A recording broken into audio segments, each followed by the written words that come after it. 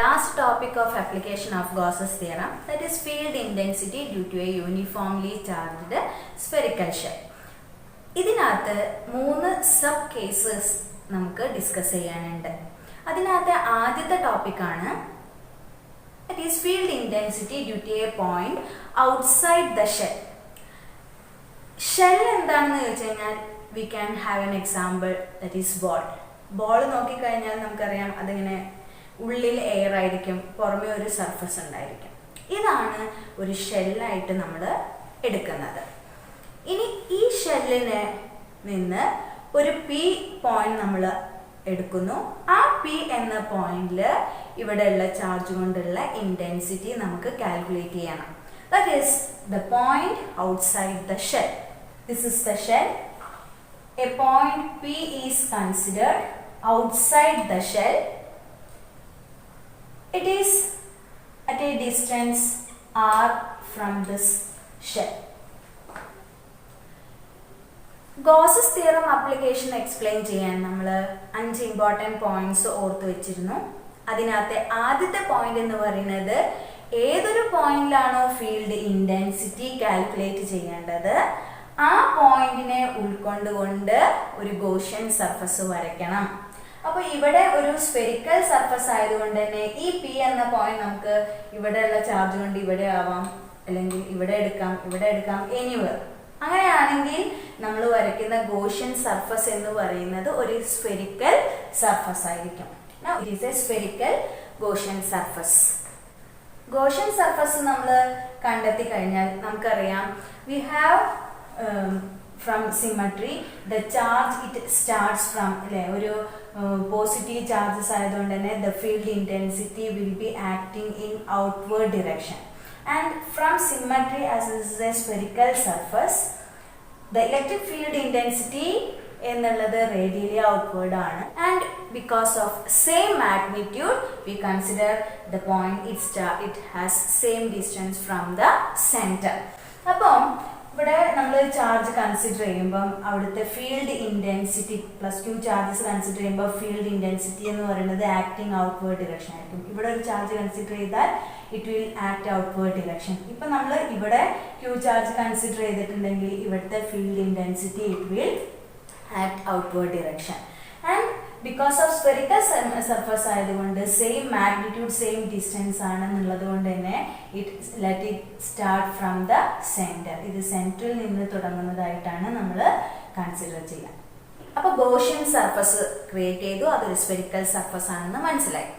രണ്ടാമത്തെ കേസ് എന്ന് പറയുന്നത് we have to specify E and theta.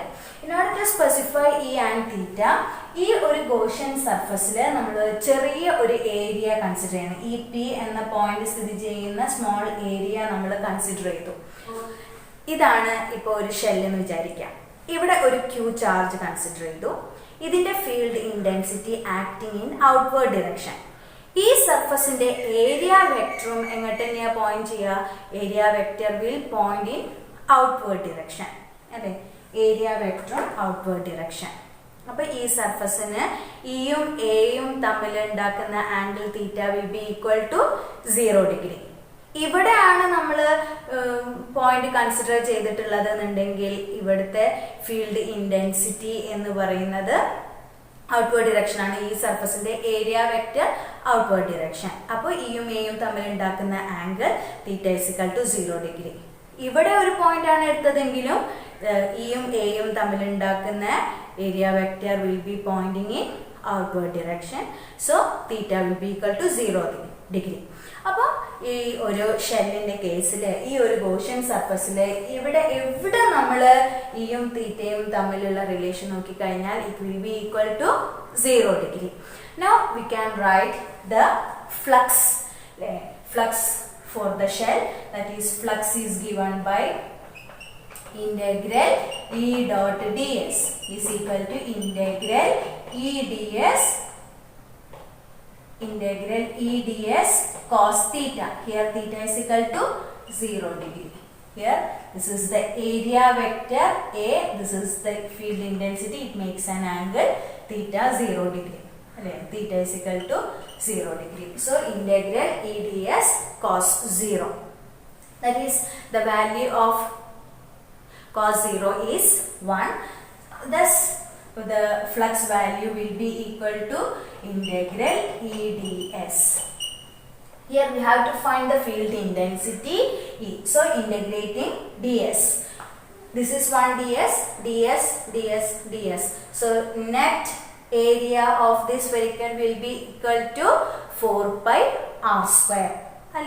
അപ്പോൾ ഇന്റഗ്രൽ ഡി എസിന് പകരം we can write E into 4 pi r square. അപ്പോൾ ഗോഷ്യൻ സർഫസ് കൺസ്ട്രക്ട് ചെയ്തു. ഈ സർഫസിലുള്ള ഇയും തീറ്റയും തമ്മിലുള്ള റിലേഷൻ കണ്ടെത്തി അതിൽ നിന്ന് ഫ്ലക്സ് വാല്യൂ കാൽക്കുലേറ്റ് ചെയ്തു. മൂന്നാമത്തെ പോയിന്റ്, ഈ സർഫസിൽ എൻക്ലോസ് ചെയ്തിട്ടുള്ള ചാർജ് എന്താണെന്ന് കാണണം. എന്താണ് ഇവിടെയുള്ള ഈ ചാർജിന്റെ ഇഫക്റ്റ് തന്നെയാണ് അല്ലേ. So the charge enclosed by the surface can be taken as Q. So the charge enclosed is equal to Q. ഇനി ചാർജ് കാൽക്കുലേറ്റ് ചെയ്ത് കഴിഞ്ഞാൽ we have to find the Gauss's theorem അല്ലേ. അപ്പോൾ ഗോസസ് തിയറം കാൽക്കുലേറ്റ് ചെയ്യണമെന്നുണ്ടെങ്കിൽ നമുക്കറിയാം integral E dot ds is equal to Q by epsilon 0 എന്നാണ്. Integral E dot ds ലുള്ള value നമ്മളിവിടെ എഴുതിയിട്ടുണ്ട്. E into 4 pi r square is equal to Q by epsilon 0. Or the field intensity E is equal to 1 by 4 pi epsilon 0 Q by r square എന്ന് നമുക്ക് എഴുതാം. So this is the field intensity for a point outside the shell. ഇവിടെ നമുക്ക് കിട്ടിയ equation നോക്കുക. E is equal to 1 by 4 pi epsilon 0 Q by r square എന്നാണ്. അപ്പോൾ ഇന്റൻസിറ്റിയും ഡിസ്റ്റൻസും തമ്മിൽ എങ്ങനെയാണ് റിലേറ്റ് ചെയ്ത് കിടക്കുന്നത്? It is inversely proportional. അതിന്റെ അർത്ഥം എന്താണ്? അകലം കൂടുകയാണെങ്കിൽ intensity due to the charge at that point will be decreased അല്ലേ. അപ്പൊ നോക്കുക, ഇവിടെ ഈ സർഫസിൽ നിന്ന് ഈ ഷെല്ലിൽ നിന്ന് ഈ പി എന്ന പോയിന്റിലേക്കുള്ള അകലം നമ്മൾ ഇവിടെ കൺസിഡർ ചെയ്താൽ അകലം കൂടി കഴിഞ്ഞാൽ ഈ ചാർജ് കൊണ്ടുള്ള ഈ പോയിന്റിലുള്ള ഇന്റൻസിറ്റി കുറയും. If r decreases field intensity increases. അങ്ങനെയാണെങ്കിൽ ഈ ആർ ഡിസ്റ്റൻസ് നമ്മൾ എടുത്തിട്ടുള്ള പി എന്ന പോയിന്റ് ഈ ഷെല്ലിന്റെ അടുത്തേക്കാണ് നമ്മൾ കൺസിഡർ ചെയ്യുന്നതെങ്കിൽ ആ പോയിന്റില് ഈ ചാർജ് കൊണ്ടുള്ള ഫീൽഡ് ഇന്റൻസിറ്റി കൂടുമെന്നാണ് നമുക്ക് കാണാൻ സാധിക്കുന്നത്. This is one equation for point outside the shell. In terms surface charge density യുടെ ടേംസിലാണ് നമുക്ക് മറ്റൊരു ഇക്വേഷൻ, സർഫസ് ചാർജ് ഡെൻസിറ്റിയുടെ ടേംസിൽ മറ്റൊരു ഇക്വേഷൻ കൂടി ഈ ഫീൽഡ് ഇന്റൻസിറ്റി ഔട്ട്സൈഡ് ദ ഷെല്ലിൽ നമുക്ക് എഴുതാം. ഫീൽഡ് ഔട്ട്സൈഡ് ദ ഷെൽ നമുക്കൊരു ഇക്വേഷൻ കിട്ടി. E is equal to 1 by 4 pi epsilon 0 Q by r square. അതിൽ നിന്ന് നമ്മൾ കൺക്ലൂഡ് ചെയ്തു അകലം കൂടുന്തോറും ഇന്റൻസിറ്റി കുറയും, അകലം കുറവാണെങ്കിൽ ഇന്റൻസിറ്റി കൂടും എന്നുള്ളത്. ഇനി ഇതേ ഫീൽഡ് ഇന്റൻസിറ്റി ഔട്ട്സൈഡ് ദ ഷെല്ലിന് നമുക്ക് സർഫസ് ചാർജ് ഡെൻസിറ്റിയുടെ ടേംസിൽ കൂടി ഒരു ഇക്വേഷൻ എഴുതാം. അത് നമ്മൾ നേരത്തെ കണ്ടതുപോലെ തന്നെ സെയിം എക്സ്പ്ലനേഷൻ തന്നെയാണ്. അവിടെ ആദ്യം നമുക്ക് കിട്ടി ഇന്റഗ്രൽ ഫ്ലക്സിനുള്ള ഇക്വേഷൻ നമ്മൾ എഴുതി. Integral E dot ds is equal to E into 4 pi r square എന്ന് എഴുതിയിരുന്നു. ഇനി നമുക്കറിയാം Q charge is distributed upon this surface and let this distance upon this surface is taken as the radius of this sphere. അപ്പോൾ നമുക്കറിയാം surface charge density sigma is equal to Q by A എന്നാണ്. ഇവിടെ area എന്നുള്ളത് എന്താണ്? ഇവിടുത്തെ 4 pi r square ആയിരിക്കും. So we can right Q divided by 4 pi r square. ഇനി എന്ത് ചെയ്യണം? ഗോസസ് തിയറത്തിൽ അപ്ലൈ ചെയ്യണം. That is integral E dot ds equal to Q by epsilon 0. Integral E dot ds ന്റെ value നമ്മുടെ കയ്യിലുണ്ട്. That is E into 4 pi r square is equal to Q ന് പകരം ഇതിൽ നിന്ന് നമുക്ക് എന്ത് എഴുതാം? Sigma into 4 pi capital R square divided by epsilon 0. രണ്ട് സൈഡിലും 4π ഉള്ളത് കൊണ്ട് ക്യാൻസൽ ചെയ്ത് പോയി. നമുക്ക് കാണേണ്ടത് എന്താണ്? ഈ ഇന്റൻസിറ്റിക്കുള്ള ഇക്വേഷൻ ആണ്. So E is equal to sigma by epsilon 0 r square divided by r square is equal to sigma by epsilon 0 r square by r square എന്നുള്ള ഇക്വേഷൻ നമുക്ക് കിട്ടും. അപ്പൊ ഇതിൽ നിന്നും നമുക്ക് വീണ്ടും മനസ്സിലാക്കാൻ പറ്റുന്നത് എന്താണ്? ഏതൊരു പോയിന്റ് ഷെല്ലിന്റെ ഔട്ട്സൈഡ് നമ്മൾ എടുത്താലും അകലം കൂടുതലാണെങ്കിൽ ആ പോയിന്റിൽ ഉള്ള ഫീൽഡ് ഇന്റൻസിറ്റി കുറവായിരിക്കും. അകലം കുറവാണെങ്കിൽ ഫീൽഡ് ഇന്റൻസിറ്റി കൂടും എന്നുള്ളത് തന്നെയാണ് ഈ കഴിഞ്ഞ രണ്ട് ഇക്വേഷനിലൂടെയും നമ്മൾ മനസ്സിലാക്കുന്നത്. അപ്പോൾ ആദ്യത്തെ കേസിൽ നമ്മൾ ഡിസ്കസ് ചെയ്തു, ഒരു ഷെല്ലിൽ നിന്ന് ആ ഡിസ്റ്റൻസിൽ ഒരു പി എന്ന പോയിന്റ് കൺസിഡർ ചെയ്യുമ്പോൾ ഫീൽഡ് ഇന്റൻസിറ്റിക്കുള്ള ഇക്വേഷൻ നമ്മൾ രണ്ട് ഇക്വേഷൻ ആയിട്ട് എഴുതിയിട്ടുണ്ട്. ഒന്ന് E = 1/4πε0 q/r², അല്ലെങ്കിൽ in terms surface charge density it is given by sigma by epsilon 0 capital R² divided by small r². ഇനി നമുക്ക് എടുക്കേണ്ടത് ഈ പി എന്ന പോയിന്റ് എവിടെയാണ്? At the surface of the shell ആണ്. അപ്പോൾ ഈ പി എന്ന point we are moving towards the surface. അപ്പോൾ ആർ എന്ന പോയിന്റ്, പി എന്ന പോയിന്റ് നമ്മൾ എടുക്കുന്നത് ഇവിടെയാണ്. പി എന്ന പോയിന്റ് എടുത്തിട്ടുണ്ട്. ഇനി ഈ പി എന്ന പോയിന്റിനെ ഇൻക്ലൂഡ് ചെയ്തുകൊണ്ട് ഗോഷ്യൻ സർഫസ് വരയ്ക്കാന്ന് പറഞ്ഞു കഴിഞ്ഞാൽ എവിടെ തന്നെയാണ് ഉണ്ടാവുക? ആ ഗോഷ്യൻ സർഫസ് ഇവിടെ തന്നെ ക്രിയേറ്റ് ചെയ്യപ്പെടും. അത് ആദ്യത്തെ പോയിന്റ്. ഇനി രണ്ടാമത്തെ പോയിന്റ് എന്താണ്? ഈ പോയിന്റില് ഇയും തീറ്റയും തമ്മിലുള്ള വാല്യൂ കണ്ടെത്തണം. ഇയും തീറ്റയും തമ്മിലുള്ള വാല്യൂ കണ്ടെത്താൻ നമുക്കറിയാം, ഈ പി എന്ന point we are considering the charge and it is field intensity is acting in outward direction. ഇവിടെ നമ്മളൊരു ഏരിയ കൺസിഡർ ചെയ്താൽ area vector is also pointing in outward direction. So theta is equal to 0 degree. അപ്പൊ അവിടുത്തെ flux കാണാൻ നമുക്കറിയാം, integral E dot ds is equal to integral E ds cos 0. cos 0 1 ആണ്. സോ ഇന്റഗ്രൽ E ds. അഗൈൻ അപ്പോൾ intensity is constant, അത് നമുക്ക് പുറമേ എഴുതാം. ഇന്റഗ്രൽ ds എന്ന് പറഞ്ഞു കഴിഞ്ഞാൽ the whole area of the surface ഏതാണ്? 4π this capital R². 4π capital R². ഇനി the charge enclosed by the surface, that is enclosed by the surface, it is Q itself. അല്ലെ, ചാർജ് എൻക്ലോസ് ചെയ്ത് കഴിഞ്ഞാൽ we can have the expression that is Gauss's theorem, integral E dot ds is equal to Q by epsilon 0. Integral E dot ds is equal to E into 4π r² is equal to Q by epsilon 0. Already we got the point outside the shell. We constructed the Gaussian surface, and first condition, that is we have to explain and theta. We got the equation integral E dot ds equal to E ds cos 0 is equal to E into 4π r². The flux is given by integral E dot ds equal to E into 4π r². Next we have to find the charge enclosed by the surface. Charge enclosed by the surface, it gives, we know the charge resides upon the surface. So surface charge density sigma is equal to Q by A, and the area of this sphere is Q divided by 4π capital R².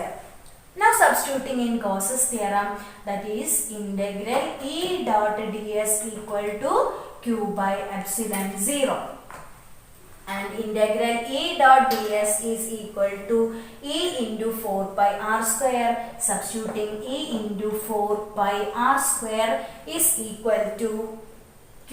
Instead of Q, we can write sigma into 4π capital R² divided by epsilon 0. and 4 pi r square get cancelled. We get E is equal to sigma by epsilon 0. That means the charge resides upon this surface and it remains constant. അല്ലെ, അകലം കൂടുന്നതോ എന്നോ ഒരു പ്രശ്നമില്ല. കാരണം എന്താണ്? Sigma, it is A constant surface charge density.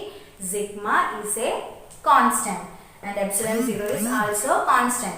So when we consider a point at the surface, the field intensity remains constant given by E is equal to sigma by epsilon 0. Now the third case, that is the point is inside the shell. അപ്പോൾ inside the shell എന്ന് പറയുമ്പോൾ ഇവിടെ consider ചെയ്യുന്നതിന് പകരം നമുക്ക് എവിടെ എടുക്കണം? inside this shell. അപ്പോൾ ഇൻസൈഡ് ദ ഷെൽ നമ്മൾ നോക്കിക്കഴിഞ്ഞാലും ഇതേ കണ്ടീഷൻ തന്നെ നമ്മൾ അപ്ലൈ ചെയ്യും. അപ്പോൾ അവിടെ ഫീൽഡ് ഇന്റൻസിറ്റി ഷെല്ലിലും നമ്മൾ എന്ത് ചെയ്യണം? ആദ്യം ഗോഷ്യൻ സർഫസ് കൺസ്ട്രക്ട് ചെയ്യണം. ഗോഷ്യൻ സർഫസ് വരച്ചു കഴിഞ്ഞാൽ it will be a spherical surface. ഇനി ഇവിടെ charge resides upon this surface ആണ്. അതുകൊണ്ട് തന്നെ inside this surface there is no charge enclosed അല്ലേ. അപ്പോൾ നമുക്കറിയാം we have the field intensity equation E is equal to 1 by 4 pi epsilon 0 q by r square. Here the charge inside the surface q is equal to 0. If q is equal to 0, field intensity E will be equal to 0. For charge inside the shell, the field intensity will be equal to 0. എന്തുകൊണ്ടാണ് 0 ആവാനുള്ള കാരണം? inside this shell no charge is enclosed. എവിടെയാണ് charge exist ചെയ്യുന്നത്? Charge resides upon this surface. So the graph between field intensity and the distance r. അതിനു വേണ്ടിയിട്ട് നമ്മൾ x ആക്സിസിൽ r എടുക്കുന്നു and y axis we are taking the field intensity E. Now this is the shell and inside the shell field intensity is 0 and the distance at r ആണെടുത്ത് when r is equal to r ആണെന്നുണ്ടെങ്കിൽ field intensity is maximum അല്ലേ, maximum field intensity. And as the distance increases, distance കൂടുകയാണെങ്കിൽ intensity കുറയും. അപ്പോൾ distance കൂടി വരുന്നതിനനുസരിച്ച് intensity decreases. r is equal to r, maximum intensity. E is equal to sigma by epsilon 0 and as the distance increases, intensity decreases. So the graph will be like this. So that is the end of our chapter electrostatics. In this chapter we first discussed about what is a charge, what are the properties of charges, and by which method we can make a positively charged object to a negatively object and vice versa. And then we studied about electric field lines, what are its properties, what is electric field, what is electric dipole, what is electric dipole moment. Then field intensity due to a dipole along axial line, field intensity due to an equatorial line. Then we studied about torque due to a dipole. Then we studied about Gauss's theorem and its three important applications. That is, first case, field due to an infinitely long conductor, and second case, field due to an infinitely plane sheet. Then third case, field due to a spherically uniformly charged spherical shell. Okay, thank you.